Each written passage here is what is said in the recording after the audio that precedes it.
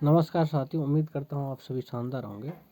तो देखिए, आपने अवध ओझा का नाम सुना होगा और मुझे कई बार आश्चर्य होता है कि किस तरीके से कैसे कैसे लोग जो है यूपीएससी के फील्ड में हाथ पसारे हुए हैं। उनके कई स्टेटमेंट मैं सुनता हूँ और मुझे ऐसा फील होता है कि ऐसे स्टेटमेंट का ना तो कोई सिर है ना कोई पैर है और बिना सेंस का कुछ भी है ना बटोरा जा रहा है।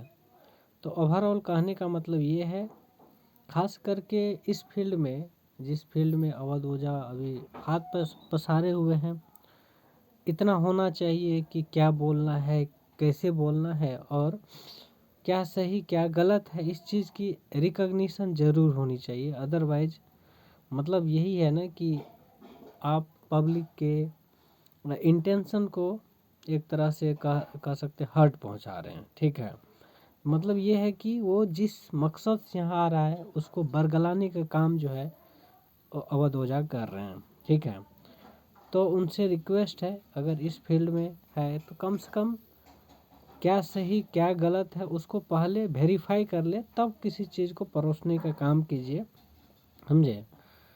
तो ऐसे से बहुत लोग हैं जो है ना बिना हाथ पैर का, बिना है ना सिर का जो है स्टेटमेंट बोल देते हैं। उसका उस स्टेटमेंट का कोई सेंस नहीं है, समझे।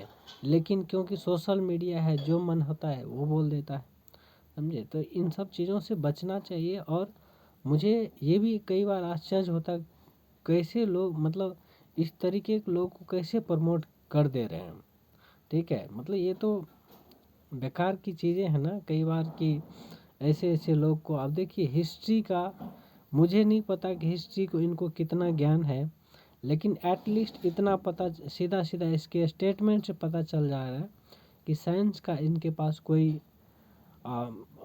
नॉलेज तो क्या ही कह सकते हैं। लेकिन एक होता है कि रेलेवेंट चीज़ें अपनी जो है क्षमता या फिर उस चीज़ को मतलब कहते हैं ना जज करना सही और गलत की, तो वो कैपेसिटी हर किसी के पास होना चाहिए एटलीस्ट।